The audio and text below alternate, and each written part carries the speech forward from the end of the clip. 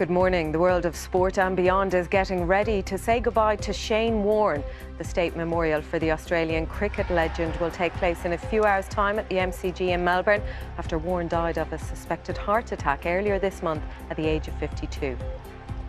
The most read article on the BBC website right now is about Jada Pinkett Smith breaking her silence after her husband Will Smith slapped Chris Rock at the Oscars on Sunday night. You might just have heard about this story in the last 48 hours. In a brief post on Instagram, she said she wrote about a season for healing, that an apparent reference to the incident. She didn't go much further than that. She didn't say a huge amount.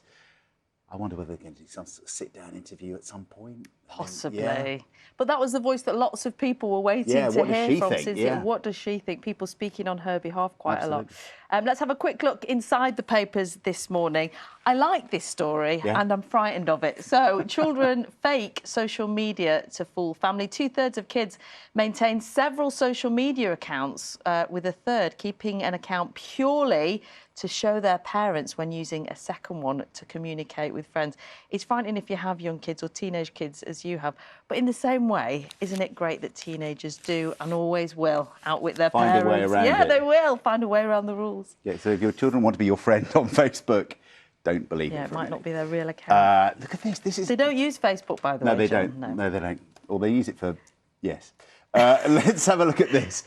This is a football pitch on a Norwegian island. Look at it. It's some very remote Norwegian island. You'd hardly think they'd have enough people for a five-a-side team, or certainly for two five-a-side teams. But the pitch itself has been carved into the rocks at great time and expense. It's rather wonderful, isn't it? But the Sun asking this morning, what happens when the ball goes in the water?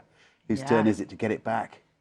That's always the way, isn't it, when you're having a kickabout on holiday and then the ball goes and who's going to get it this time? John, you know how much Nina. I love a crisp.